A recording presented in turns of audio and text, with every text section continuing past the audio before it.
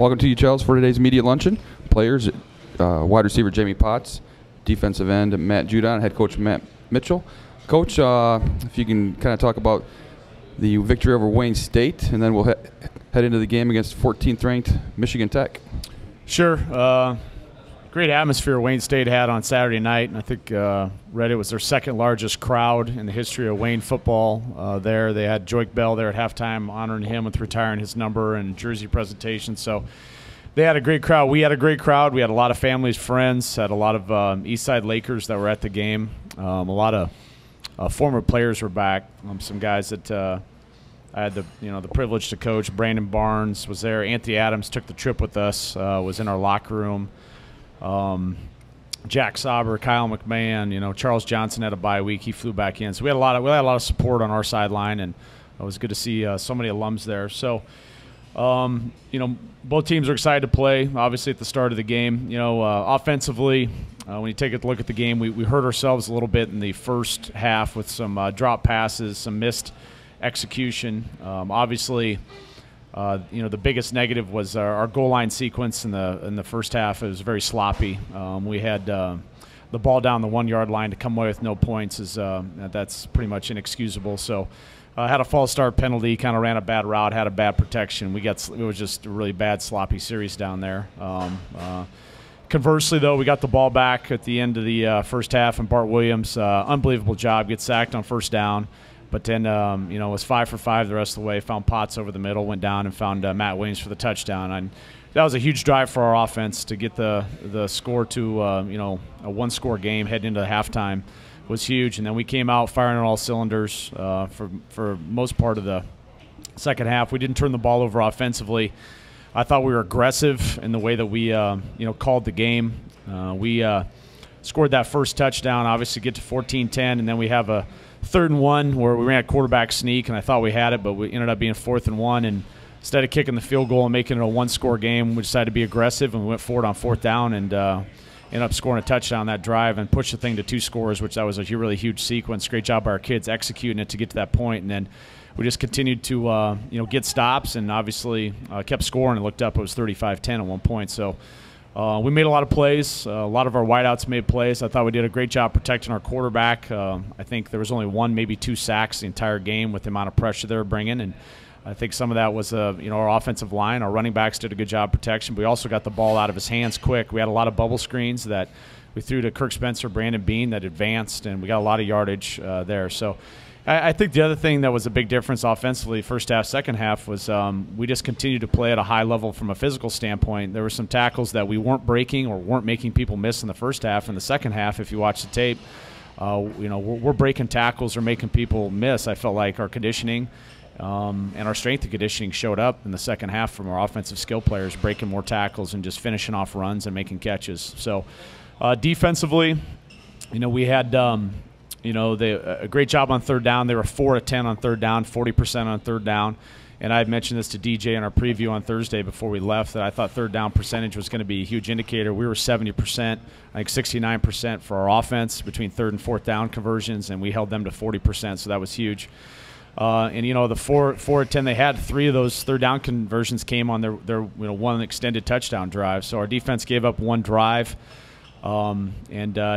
didn't finish, I would say, in the first half. We had chances for sacks that we didn't quite finish. We had chances for tackles for loss and other tackles that didn't quite finish, and that was the big deal in the second half. We tackled much better. We finished on the quarterback, and we gave up 1 big play. We were in man coverage, kind of a bad matchup, and they got us and then scored. But other than that, we got a lot of 3 and outs throughout the course of the game and played okay. So really, again, our defense gave up 1 extended touchdown drive in the first half and gave up 1 big play. But other than that, I thought we played pretty well defensively. It was a really dominant second half for us defensively. I think they had about 200 yards at halftime. In the second half, we limited them less than 100 yards in the second half with our defense. So special teams, we forced a turnover with our kickoff team. Skipper comes in, is still perfect on the year, knock on wood, on field goals. So we're doing a good job there. Our kickoff coverage was outstanding. We didn't really have a lot of opportunities on kickoff return. The one we had, we didn't really execute. And then The onside that they recovered, that's on me. I should have probably had the hands team out there and protected the lead more. I did not put it out. I tried to call a timeout when I saw them shift to the onside formation and couldn't get the timeout with the officials. And then we just didn't, we didn't handle it real well on the field in terms of adjusting when they flipped their formation. So, we came in on Sunday. It's Tell the Truth Sunday, and there were some things that we could point to that we could definitely get better at and keep improving. I think our quarterback continues to step up, and he's getting more comfortable on the football field and was distributing the ball to a lot of different guys. I think Brandon Bean was our leading receiver, and I think he's leading the GLIAC right now, but Potts has a really nice touchdown catch that's contested. Matt Williams has a nice touchdown catch that was a contested ball, and so some of our playmakers made some plays when the ball was contested. And Nick Dotson, obviously with his first touchdown as a true freshman, and was we almost hooked up with him on a post ball again, for another touchdown, and using Kirk Spencer and just getting a lot of different guys involved in the game and that way. So we feel good about our offensive skill players, and we need to keep progressing up front, keep getting better. We started Ben Walling, freshman who had been injured for his first start, and I thought he did well. And we need to continue to, I think best interest, keep working in some linemen and keep getting better up front. And defensively, it was nice to have Matt back healthy. He got hurt in the Ferris game, didn't really play at didn't play at Lake Erie at all, and was still a little banged up last week. I felt like this is the first week he's been healthy since then, and he had 3.5 sacks, depending on who you ask, and a really big sack fumble there to kind of kill momentum after they got the onside kick. So it was good to have Matt back out there being disruptive, and DJ Hogan played really well inside, and our secondary stepped up. I'd been a little bit critical of our corners, but Devin McKissick has the pick. Trey Walton played an excellent ball game out there, and Jake Studdard. I thought our corners played their best game to date, and they've been coached hard, and we've been getting on about our corners. I thought that they played well. So moving forward, obviously huge opportunity coming up here this Saturday. Michigan Tech is 5-0, and I don't know if the polls will come out, but I wouldn't be surprised if they're not top 10 in a couple polls. They'll for sure be top 15. That's where they were before they beat Northwood. So undefeated team, top 15, top 10. It'll be our third top 15-10 team that we've played up to this point. Excited to get them at home. We've got a special theme with the whiteout, and I think that's our first whiteout really in school history, if I'm correct. And so should be awesome atmosphere, awesome environment, tremendous opportunity for our team. They're good. They're obviously there's a reason they did what they did last year and advance into the playoffs. They're 5-0 this year.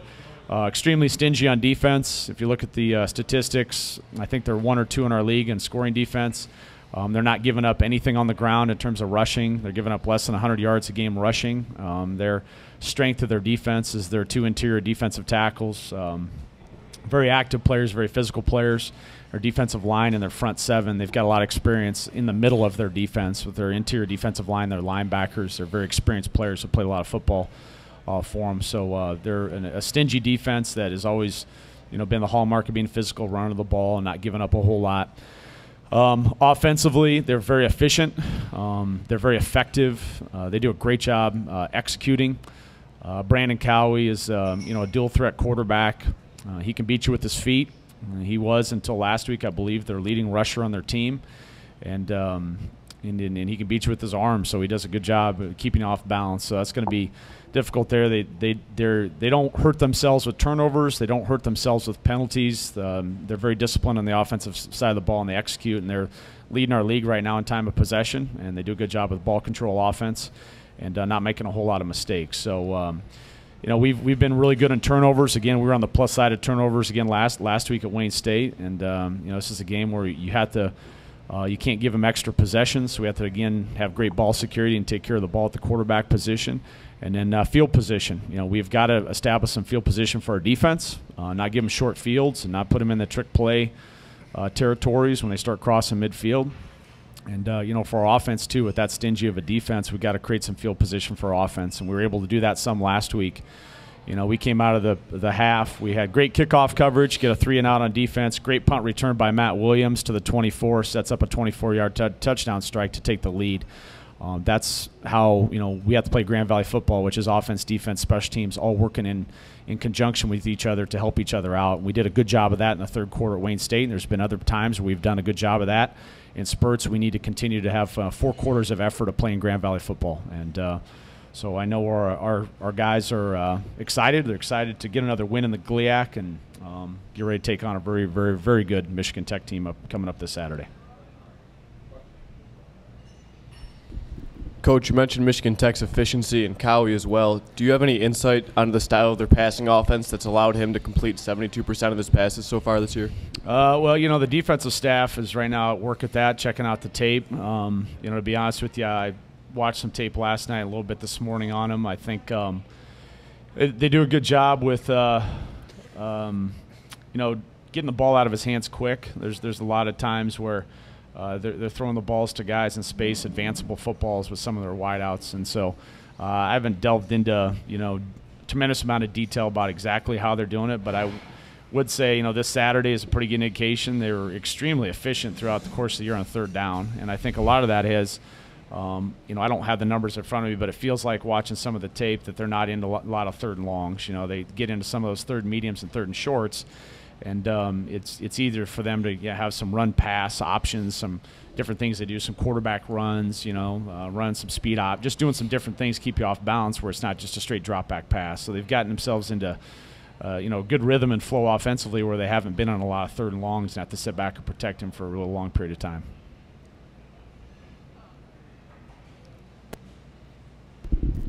Every year is different, Matt, but can you talk a little bit about last year and the result and how you use that to motivate or not for this week?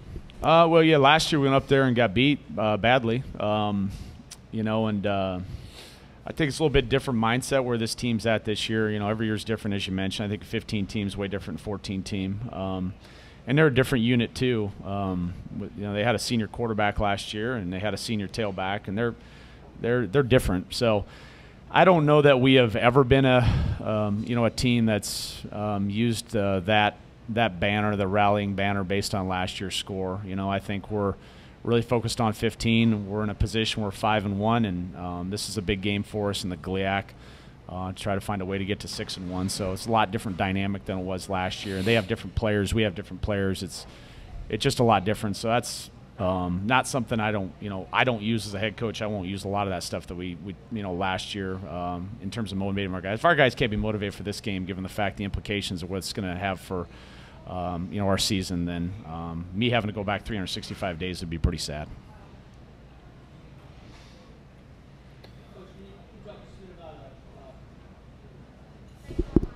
There we go. Can you talk just a second about Matt Williams and his punt returns and how he's helped you on special teams? Well, we had Matt did it last year. We kind of opened up camp. We had open competition at the punt returner position. We tried out a lot of different guys. At the end of the day, my number one goal with the 2 return units is possession of the football at the end of the down. That's the gold standard. And so we talk about that a lot. Like at the end of this down, we need to have possession of the football. And, not to knock on Matt, there might be a few more guys that are a tickle more, explosive or eye-popping. But at the end of the day, Matt makes unbelievable decisions. This is very underrated. But if you go back and look at the last 5 games, the ball has not touched the ground very often. And, anytime on a punt the ball touches the ground, you can get another 10 to 15 yards, a roll on it. Matt has done an unbelievable job of fielding every single punt. The past 4 games, I don't think a punt has touched the ground. And that's a very hidden thing people don't appreciate sometimes. And so he makes great decisions. He can really – I think his baseball background helps him immensely. He's also a former high school quarterback. Like, he does a good job of being comfortable underneath the football when it's in the air. It's easy to catch kickoffs. It's harder to catch punts, but he's extremely comfortable catching punts. And he's got a great feel for decisions, when to fair catch, when to advance it. When you talk about the past couple games, we've ripped off big punt returns. I think we've done a better job with the rest of our guys in our punt return unit of buying into some of the coaching, and we've gotten some punts based on hang time and distance that have been advanceable, and we've got things blocked up. And we did that again this week. So I think Matt and I are on the same page about how we approach games early on. We tell them to be aggressive. We tell them to be extremely aggressive, and we try to call punt returns that are aggressive. Greg, when you get to the 2-score lead, and I've talked a lot about how I personally like a 3-score lead, then I tell them at that point in time we don't want to take a lot of risks and chances. We want possession of the football. So he could probably have more return yards even than he does right now, but just based on the flow of the game, what's the best interest of Grand Valley footballers, a lot of times I take him to the field and tell him to fair catch when he gets out there. But I can't go back and tell you how great a job he does fielding punts. And you watch a lot of football, a lot of times the punt's hitting the ground. He does an unbelievable job of making sure that we get the thing fielded, and he saves us field position. Even when we don't have a big return, he saves our offense field position with his ability to get underneath it and settle underneath it and make a good decision. This question is for Jamie. Jamie, can you talk a little bit about the receiving unit? You guys really have a lot of different pieces that are really coming together, it appears to be, with Bart. Yeah, obviously this year is a little different, and the fact that we have a lot of receivers who are making plays. It's been a little different in the past where we've usually had a go-to guy and not as many weapons as we have this year. But it's nice to see, obviously, when you're out there, it's nice to not have all that pressure on you and have other guys that can make some plays too. So it's good to see Bean and Matt Williams, making some plays out there and helping our quarterback, get comfortable in the game. So, I'm excited to see where we can go and, to keep growing and getting better. For you, Jamie, again, you got 14 catches this year, 5 for touchdowns. Is there anything about your background as a tight end that helps you at all when you're in the red zone, or does that not even play into it? I wouldn't say it helps me a whole lot. When we get down there, obviously, I want to help our team score. So anything I can do to get open and, catch the ball, especially at the end zone, I think you have a little bit more focus even. It's obviously really important. But, anytime we get down close to the red zone, I'm thinking, try and find a way to get down there and catch a ball. So, just trying to help us win and score some points.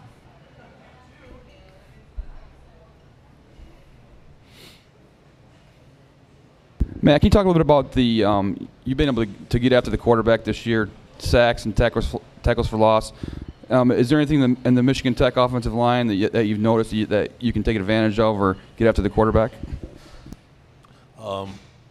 Unfortunately, I haven't really got a good look at the Michigan Tech offensive line yet, so nothing about their offensive line, but something about our defensive line. I got DJ Hogan, Sonny Haskins, Mark Rosenquist, and Keon Belcher in the middle.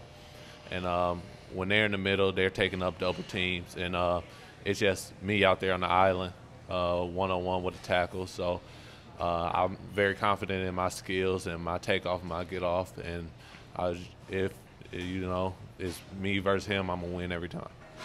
This is a big week for offensively in terms of you're going to see a lot of play action pass and assignment football. Is that something that you're really thinking about going into this game?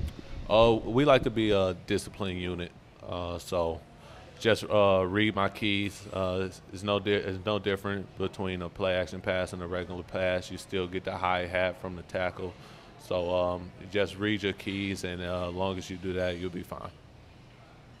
Okay, and as Coach alluded to, this is a whiteout. Those T-shirts are available at the Grand Valley State ticket office or online. You will also be able to get them the day of the game. And that will conclude today's media luncheon. Thank you.